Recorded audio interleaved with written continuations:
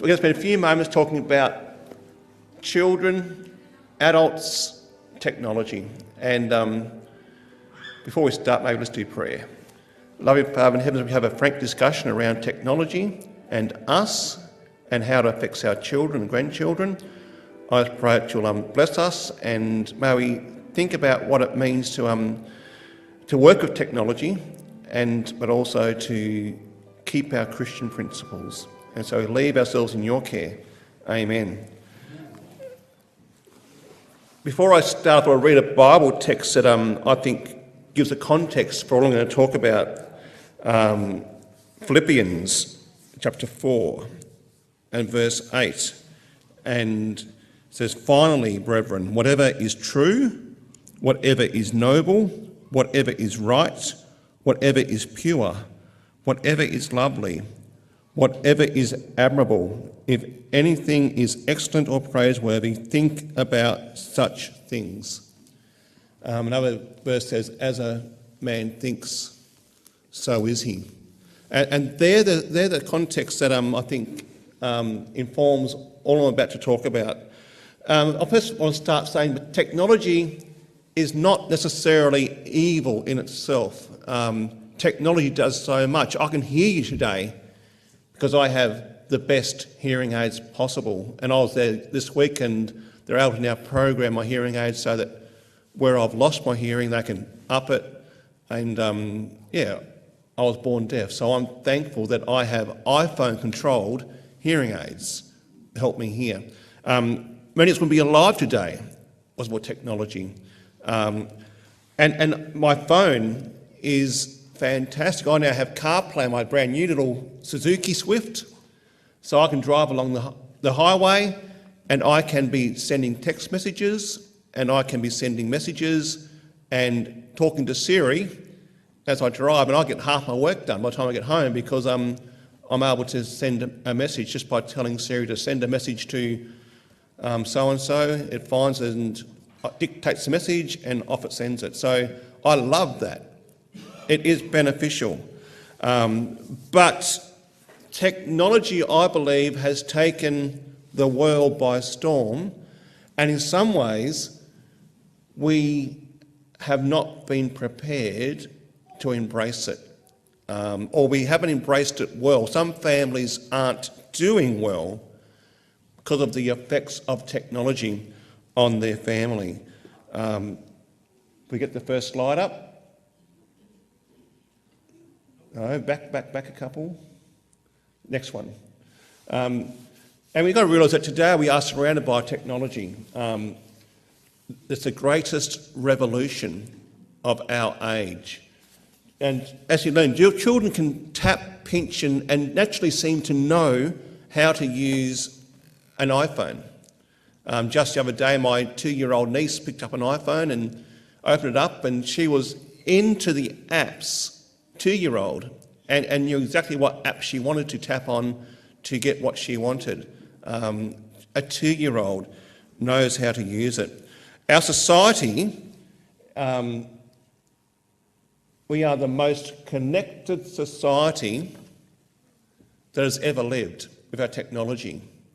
Yet we are also the loneliness. Every second we send 7,500 tweets, 1,394 Instagram photos, over 2 million emails, and view over 119,000 YouTube videos globally. We send 23 billion texts daily and 8.3 trillion texts annually. More than 2 billion people have active social media accounts. That's bigger than many countries. Yet we are lonelier than ever before. Recent studies back up the theory that as social media and technology have made us more connected, we've become increasingly depressed. There seems to be a rise in depression along with social media. And our children are having trouble coping with the fallout from that. Whilst our children are connected to technology, video gaming, phones, tweets and Snapchats, the same technology works to distance them from adults in their lives. And so while it's connecting them to others, it's actually distancing themselves from the much needed adults. Developing adolescents need strong adult role models and mentors in their lives to help shape them and guide them into adulthood. Teens from lower income families already have a higher likelihood of an absentee parent, in particular a father, and this leaves a void in their real-world network of relationships. And so it's often those who are in the lower income families that suffer the most from the effects of technology. What they've found is that children are spending more time on screens than they spend in any other activity in their lives, including sleeping. This includes time spent at school and, as I said, time spent with family, time spent sleeping. By the time children reach grade 6, they spend less time with parents and teachers than they do with technology. And you ask, well, how can we influence? Who is the influencer of the current generation? That's the question we need to ask. Tweens are averaging almost 9 hours a day on entertainment media alone. That's average. This includes self-amusement activities such as engaging with social media, watching television shows and movies, listening to music and playing games. Tweens, 8 to 12-year-olds, aren't too far behind, averaging almost 6 hours a day. This time does not include time spent on screens during school for homework, or even time spent talking on the phone or texting. So it's not just they're using the phone to talk. That's fine, that's normal, but it's what they're doing on top of that where the issue is. 78% of the time teens spend on their devices is devoted to passive and interactive consumption, watching, listening, reading and playing with media content created by someone else. Young people only spend 3% of their digital time in content creation. Now, I see content creation and programming and working with computers as fantastic for the mind, but that's only 3% of their time. Most of the time is spent in consuming and watching and viewing. This would include things like real writing of programs, taking a creative photograph, composing a song, coding, or any other mentally stimulating activities technology has to offer. So they are the benefits of technology, but only 3% of the time is taken up in doing those things. We're also discovering that there's a gender divide in what our children are doing. The amount of time spent gaming averages 8 times higher for boys than girls. So the boys are into gaming more so than the girls. Video games are digital cocaine for boys, while social media and texting are the electronic equivalent for girls. So girls are into texting and social media more so than the boys are into video gaming. Boys who spend more time playing video games have more attention problems and are also more aggressive. Now, there's debates happening right now about this, and the video gaming industry has a lot to lose, I realise, if the real story gets out. So they keep paying researchers to try and come out and say that video gaming does not affect our children. That's violent video gaming. And it's a bit like the tobacco industry was when I was a kid, where they used to pay their researchers to come out and say tobacco is good for you and tobacco is not going to give you cancer, whatever else. Well, the same is happening right now with video games. Just yesterday I was looking on the news and there's now a push for video gaming to be an Olympic sport. Can you believe that? Sitting passively at a video game is now seen as an athletic pursuit. But so far the Olympic company, or the Olympic organisation has said no, we won't accept that because it's too violent, and I think good on them. But there's a big push for video gaming to become an Olympic sport. Now, don't get me wrong, some games are helpful. I love board games. But a lot of what you see our children playing is of huge concern. Grand Theft Auto 5, which is now about 2 years old. In that game, you have to pick up a prostitute, you have to take her home, you have to kill her to advance to the next level. What they're noticing is in video gaming, it seems to be as a man character or avatar advances through the video levels of the game, he gets more armour. As a female character advances through the levels of a video game, in general, they lose their clothes. And pornography, passive, soft pornography, if you want to put it that way, or even hardcore, is definitely there in our video games, and society's having a very hard time regulating it for our boys. So our boys are playing these games. Number two, they're often staying up late at night because the best players are in Korea, South Korea, Japan, whatever else. So Australia's got to stay up late so that they can play those best players. So our boys are coming to school, and some girls, but mainly boys in the video games, are coming to school sleep deprived. And then we have to try and teach them. And we wonder why we have issues in the playground. It definitely is a strong link, and I've been down to many different seminars, listened to some of the best research in the world, of the link between video gaming and aggression in our boys, and it's definitely a very strong link. Add to that the idea that because they've had no sleep, and I've sat at Coles in my local school and watched this, you can do the same. Our young kids go through Coles and they buy themselves a high energy drink, often 3 or 4 of them, to get them through the day at school. One for breakfast, one for recess, one at lunchtime. And that, the effects of the high caffeine in that, combined with their sleep-deprived state they're in, and the arousal state from video gaming all night, is a really, really bad mix that is affecting our boys in particular. We've also realised that social media with our girls amplifies already existing female dynamics. Insecurities are magnified, cyberbullying attacks are tweeted and retweeted in a virtual echo chamber as social media decreases the quality of socialisation and increases isolation. So-called Facebook depression and epidemic levels of teenage suicide are linked to social media by recent research. There's a very strong link of this occurring in our girls. So the gender divide is there.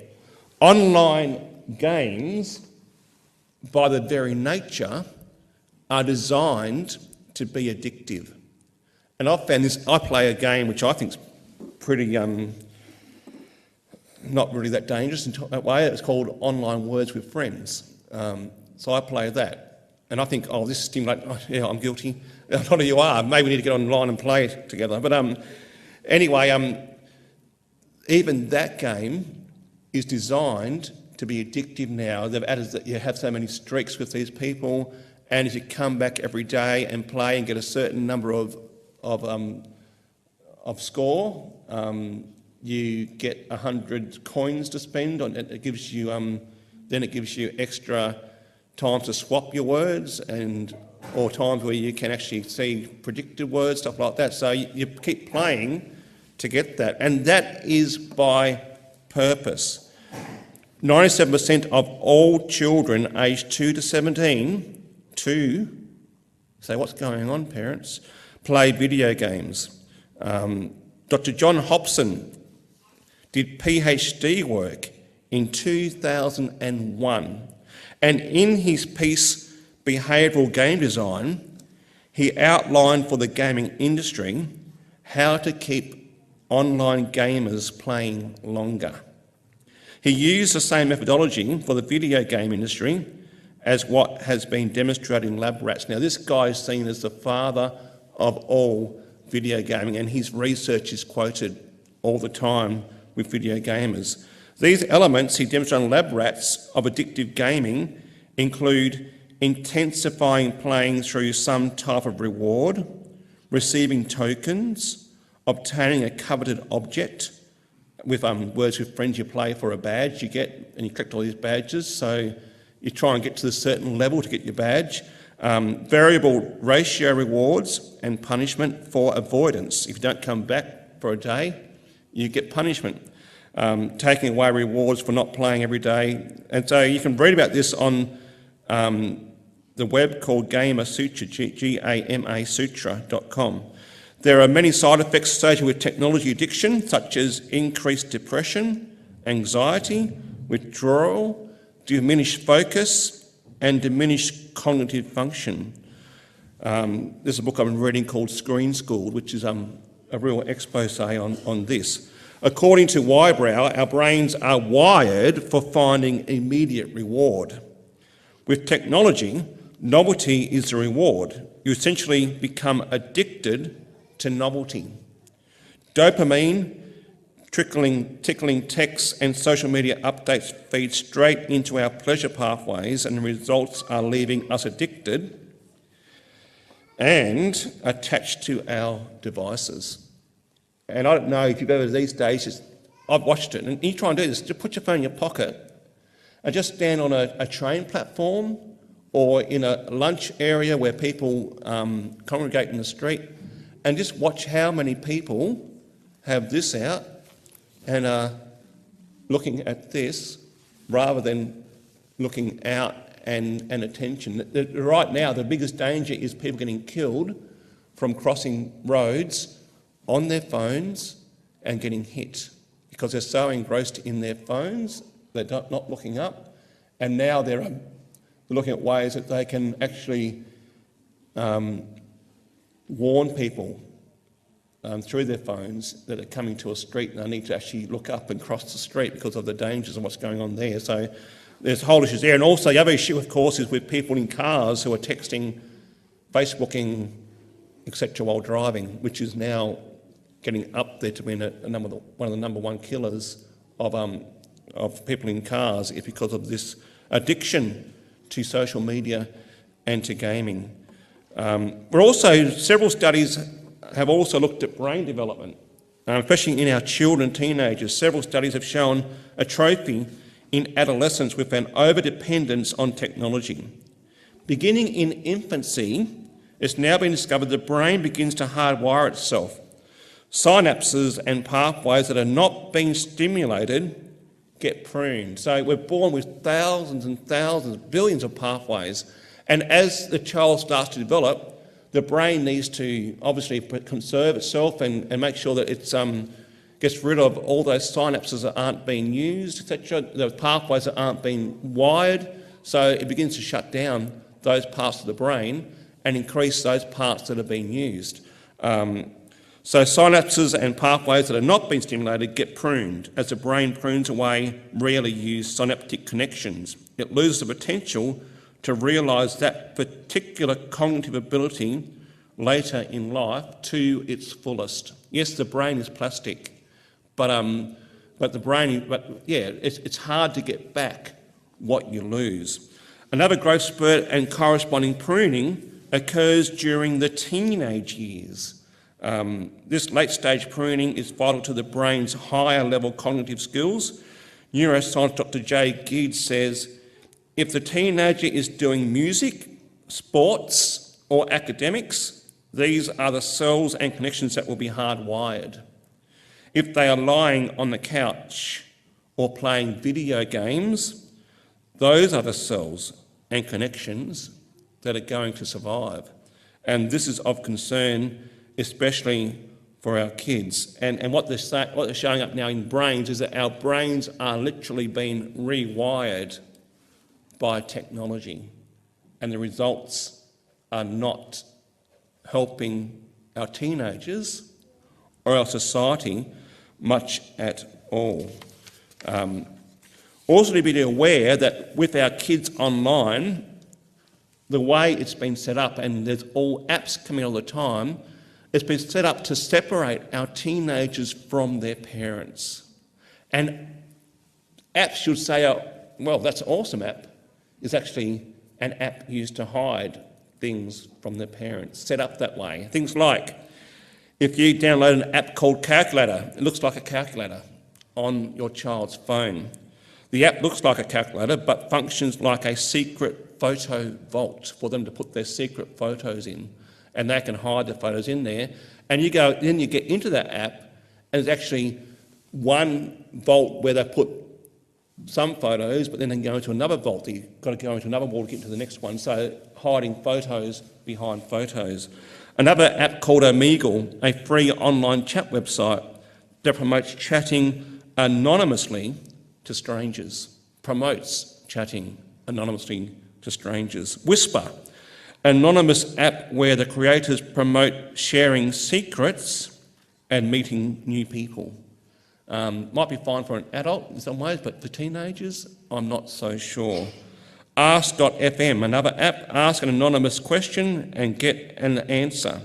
This app has been linked to the most severe forms of cyberbullying that we've witnessed. And this is an app that people go in and ask questions and get answers. Rather than going to the parent, you can ask the app. And a lot of kids think it's safer to ask an app and easier than to ask their parents. So you can see how it's taking our kids away from the natural relationships that should be in their lives. Snapchat.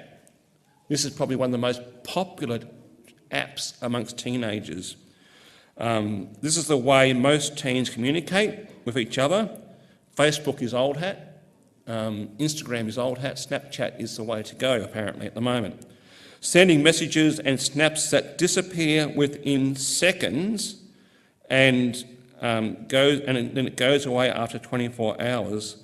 Teens live what they call a streak of communication. So it's about how many days in a row you've communicated with that person, but also you send a photo and once it's opened, it disappears. What's happening is, though, what we call sexting.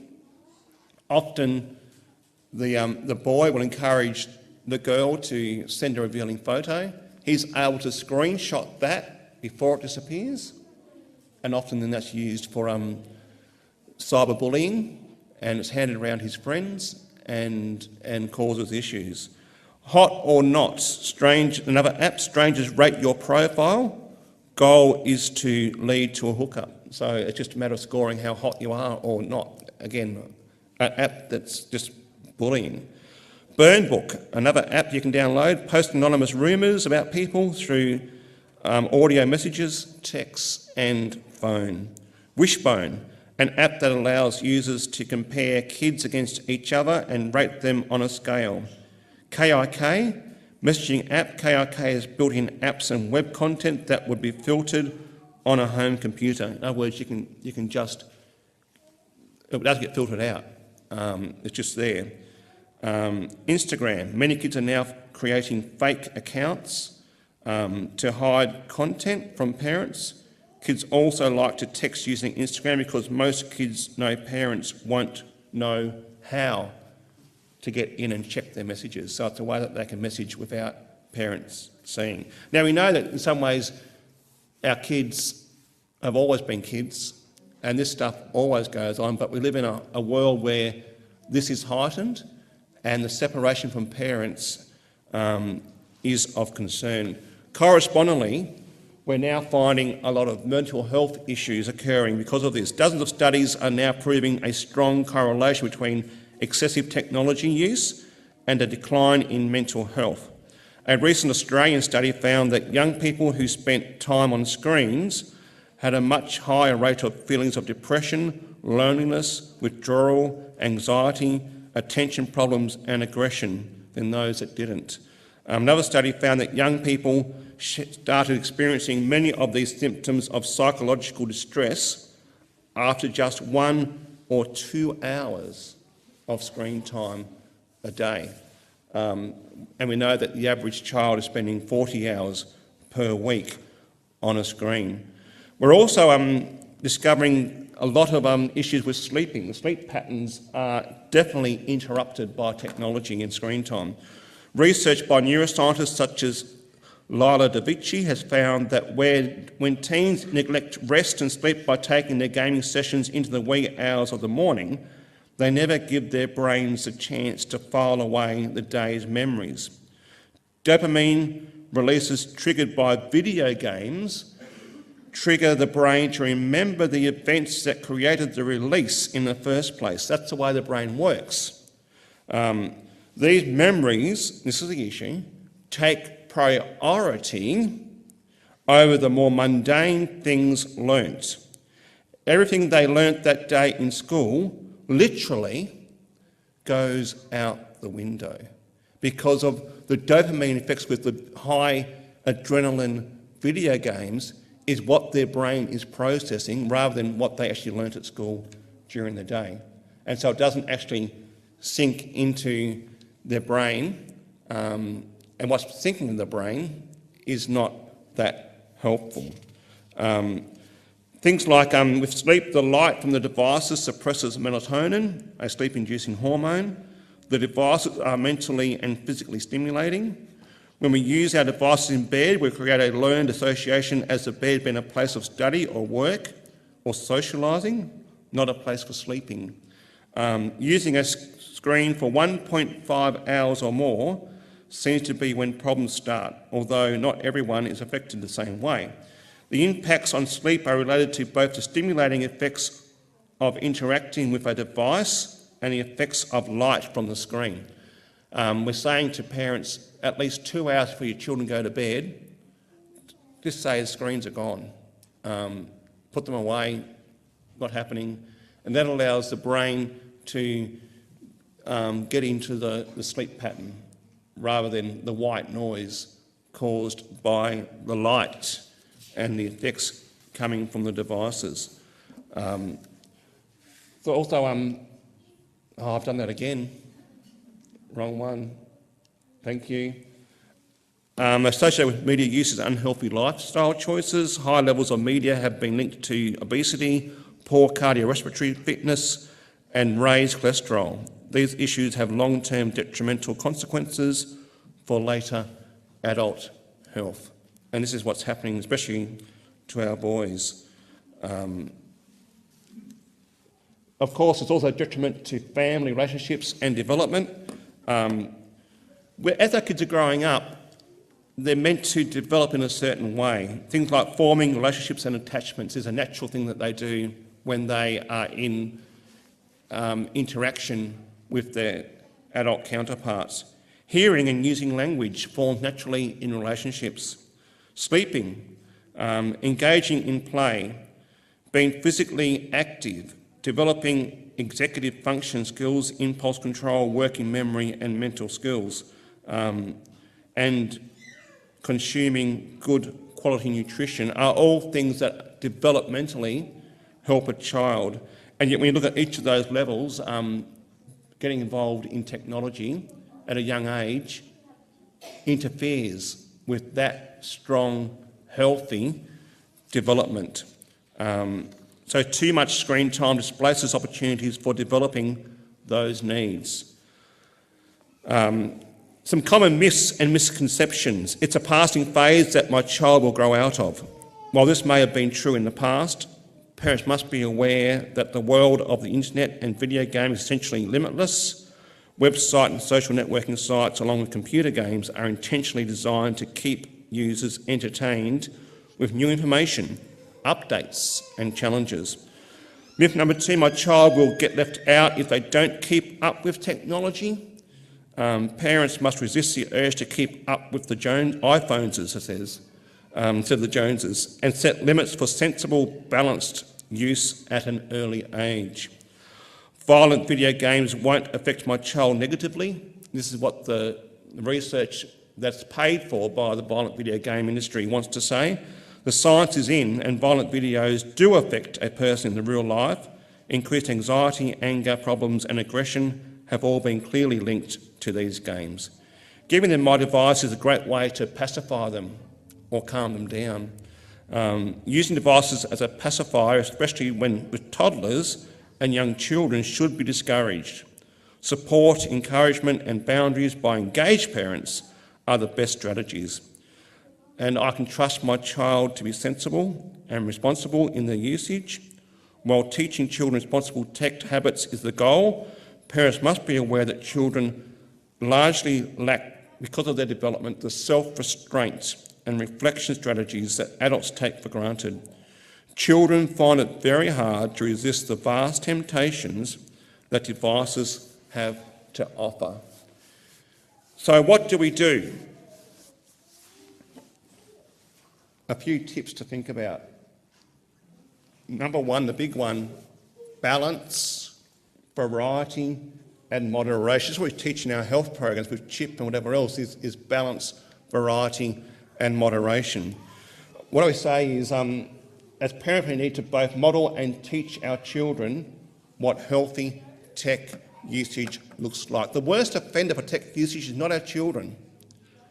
Sorry, dads, it's often us. Dad thinks, this phone is important to me, it's my job. I might get an important phone call, or I'm just checking on this. And I say, let's, dads especially, set the example of what we want. I encourage families to come up with their own technology agreement, which they all agree to and all sign, mum, dad and the kids, as to what is acceptable in our house, when we can use phones and when we can't. Also, practice balance, variety and moderation. Avoid the junk food when it comes to our technology. Junk food includes video gaming. Keep that to a minimum. Yes, there are some video games that are good, but keep it to a minimum. Be aware of what is actually in the video game. Do the research, mum or dad. You can Google it and do some research and know what is in that game. Don't just read the cover, because often the ratings are nowhere near what's actually in those games. Another junk food is mindless YouTube surfing. Most of our kids don't watch TV anymore. They watch YouTube videos. And now, when you ask them what they want to be in life, many will say a YouTuber, making YouTube videos. That's their life aim to want to be. And a lot of people now make money out of YouTube and do very well out of it. Limit time and be aware of what they are watching online. Again, YouTube is unrated, and anyone can post anything up on YouTube and get away with it. So be aware of what they're YouTubing and what they're watching. Internet porn watching. Most teenagers have viewed porn either intentionally or accidentally. 90% by the age of 11 have seen, either purposely or accidentally, pornography. It is happening, and this is why devices in children's bedrooms should be minimised and include mobile phones. You are the parent. You pay the phone bill often. And I say, no phones, no technology in the bedroom. Just say that's it. And we're not going to do that. We're not going to even go there. My children, up until just recently, my daughter's now 18, knew that the phones got put on the dining room table. That's where they stayed, and woe betide if they disappeared overnight. There were consequences for that occurring. My kids only got their mobile phones, my son, when he was 17. He didn't need one till then. Why do we give our kids mobile phones? They don't need one. If you need to buy a phone, get them the good old Nokia with Snake Game on it. That's about all they had. And let the phone be a phone. They don't need a smartphone. Yes, they may when they get to year 11 and 12, because they actually use it to scan, what do you call the little gadgets that they scan to get onto the website. But he needed it for his year 12. But before then, no, he didn't need it. And so my daughter, she got hers a little bit younger, but she signed a very strict agreement when she got that phone, which she still abides by at the age of 18. But yeah, if phones are in the bedroom, our children, especially our boys, will be watching pornography. That's the way our boys are wired. That's what's occurring. And it's not just soft porn, it is hardcore, degrading, filthy porn that, again, is designed to take our boys away from relationships and into this area. They know if they can get a boy hooked on porn as a teenager, they've got them for life, and porn is one of the hardest habits to break. It's the number one killer in my work as family ministries of Christian marriages. Often they present to me with different issues, but as you explore the issues, often it is pornography behind it that is destroying Christian marriages. So be aware, especially our boys, that that is what's occurring. Hypertexting, social media is also junk. Be aware of incessant texting, Snapchatting and social media in general. The children need to know that you are monitoring them. Set appropriate boundaries and restraints. Talk to your children regularly about what is happening in the social media world. What they've found is that by parents talking to their children, it reduces the effects of the junk food exponentially. So my kids know that whatever they Google, whatever they come across, they can talk to me about it. And just by having that chat means the harmful effects go down significantly of that. But if they are on their own and been isolated as it's designed to do, the effects can be a lot more damaging. Keep it safe is the next one. I say to parents, buy the best computer that money can buy with all the bells and whistles on it and put it in your lounge room or somewhere similar. Children gravitate to the best and latest technology. And so invest in that and have the best technology in a public space in your house. Research suggests that when children accidentally Google unsafe sites, and they will, having a parent nearby to observe and talk with what has happened, again, reduces the damage that such sites can do. Remember, you are the parent, you pay the bills. Ask the question, does my child really need this technology, before you actually embrace that technology for them. As I said earlier, make sure you set boundaries and limits. Discuss with your family what is appropriate length of time for technology usage and stick to it. Less appropriate junk tech during the week and maybe a little more on weekends or during holidays if appropriate.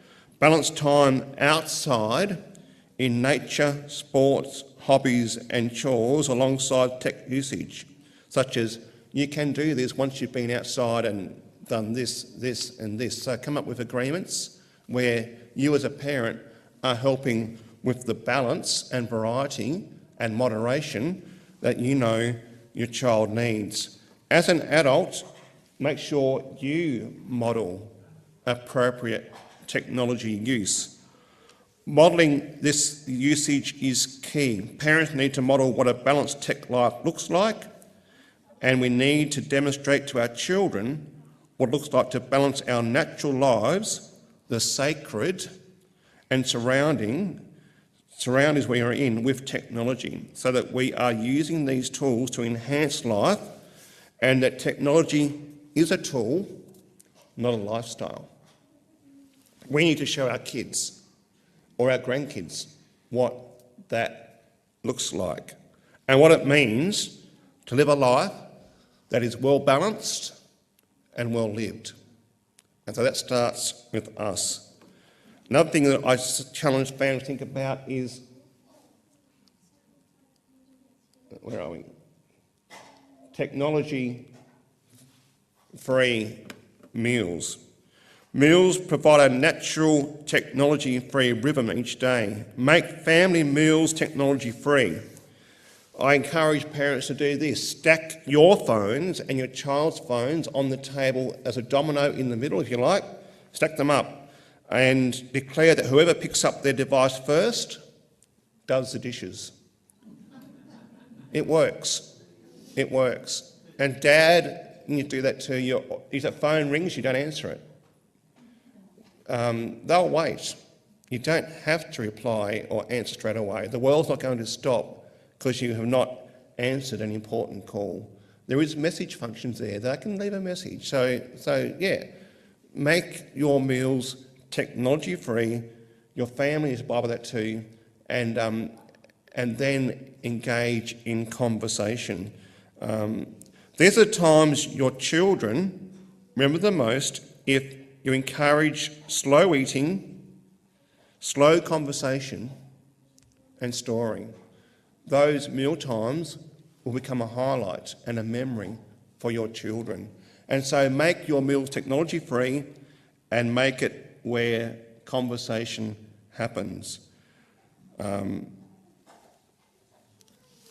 Remembering the time when your family laughed, bickered, storied, and ate together is the spice of life. And meals are the best time to do that. Also, teach and model how to filter, observe, and analyse. What we find today with our kids is often when it comes to their research at school, and my wife attests to this, she's a high school teacher, the kids will often only Google and they'll quote the first two that come up on the Google website. Whether it's true or not, they'll quote it and cite it. And so we need to be teaching our kids how to use technology, how to know the truth, how to check whether it's true or not. Just because on the web doesn't mean it's true. We know that, but our kids don't know that. And we need to teach them what that looks like. Be sceptical of everything, never accept any claim. Stories or news articles as being 100% correct. Consider the source, who is behind the website and what are their biases. Google is not God, it's a search engine. Sort out the wheat from the chaff. Slow down, wait and gather all intel before coming to a conclusion. If no one else is reporting the story, ask yourself why. Understand what news pieces are opinion and what is fact. Check the URL carefully. Don't spread garbage. Don't share until you've analysed all material you read. I don't know how many times I get each week that the Pope has declared the Sunday law. I get it nearly every week on my technology, and you just got to go in Snopes and check it, and I'll know when the Sunday law comes in by Snopes. They'll say, yes, it's true, he's declared it. But until then, don't believe the conspiracy theories and teach our children to check everything. Slow the flow of information, restrict the volume of your news feeds, be selective. Diversify your sources, read both online and offline sources, and encourage your kids to take the time to mull, pause and reflect to give yourself the best chance of making the right decisions. The best thing we can do as parents is teach our kids these things and how to filter, use and decide what is noble, what is true, what is trustworthy, what is of good account. Some parents say, oh, we'll just buy all those blockers and block everything. But our kids live in a technology world. It's not going to go away. It's only going to get more enhanced. There's new things being developed with technology every single day. And even our kids now are having a hard time keeping up with all the new things that are being created. So teach them how to test these things to see if these things are so, and to use it as a tool rather than the rule. Here's one that should challenge us as Adventists. Internet-free or technology-free Sabbath. The Sabbath is a day of rest observed by Jews and Seventh-day Adventists and Seventh-day Baptists. The Sabbath is a day when we take a break from mainstream market culture. So what about technology?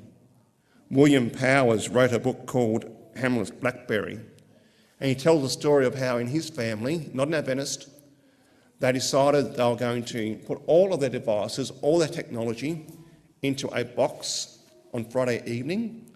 They arrived home from work, that box is locked, and no one opens the box until Monday morning.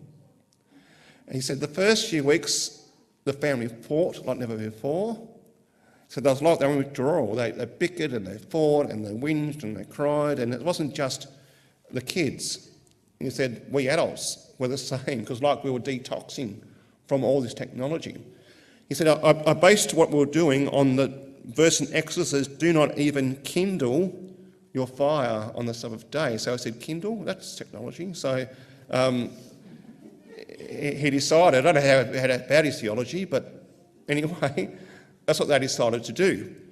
He said for the first 3 weeks they fought, but then suddenly, he said after that, they discovered that they do have neighbours, and the neighbours are nice people to talk to. And you can lean over the fence to have a conversation. He said, my kids discovered the backyard, what it means to climb a tree and break a leg and all those things that kids did back then, and they didn't really suffer from it. So he said the kids discovered the backyard existed. We found time to talk, to debrief, to wind down from the week, to detox from what had gone on. He said we began to actually play board games together and do social things together, and we all actually gravitated back to the lounge room.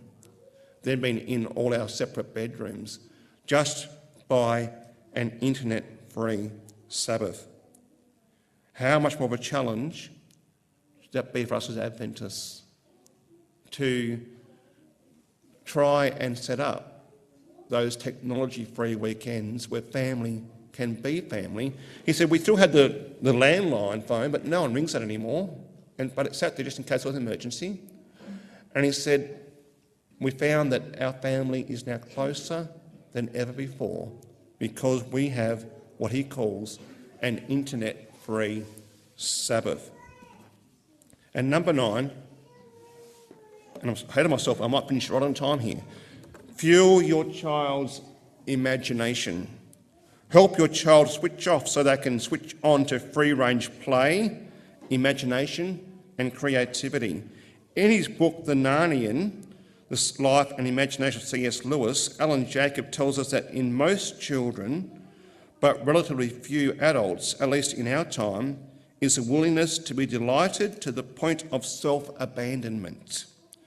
This free and full gift of oneself to a story is what produces the state of enchantment. But why do we lose the desire or the ability to give up ourselves in this way, he asks. Those who will never be fooled can never be delighted, because without self-forgetfulness, there can be no delight. Help your child and model for them the delight of stepping out of the digitised space and letting themselves sink into the joyful moments of self-abandonment, of story, connection, creativity, and imagination. They are the things that our children need, and the more we allow our children to gorge on technology, the less their brains have to work, and imagination and creativity are dulled. I would rather see the latter. That's about where I'm up to. In the booklet they can get out in the foyer, I'm doing an updated one right now, which is here, but it's not quite available yet. So what I've presented today is mainly in this new booklet, which is still going through its final editing process. But I've got the first edition is out in the foyer, which you can grab, and in the back it gives you various stages of your child's life, like 0 to 2 years. We say no technology, and it gives you reasons why and what to do at the various levels of your children or grandchildren's lives. I guess the main thing is technology is here to stay. We as families, especially Christian families, need to learn how to live well in this digital age and let technology be a tool, an assistant, rather than our life. Thank you. I'm going to love you and leave you. I've got to hop in the car and drive to Adventurers, but thank you for staying by. I hope it's given you some tips to think about and things to talk about with your kids and your grandkids. Probably the most important thing is to sit down as a family, Dads, call a family meeting and come up with your code of ethics as to what technology is going to look like in your home, and teach your kids variety, balance and moderation. Let's pray. Loving Father in heaven, we want to pause and we just pray for those that we love. We thank you for technology. I believe that it is very beneficial for our society to live in this technological age, but help us to not drown in it, but to be the master of it, to allow technology to enhance rather than detract from our family's life. So just bless us in all we do. We pray for our children. We pray you'll give us the wisdom to talk to our sons and our daughters and to guide them, to coach them in what it means to be a digital native and to embrace the good and shun the evil. And so we leave our families in your care and we ask you to bless us. This we pray in thy name. Amen.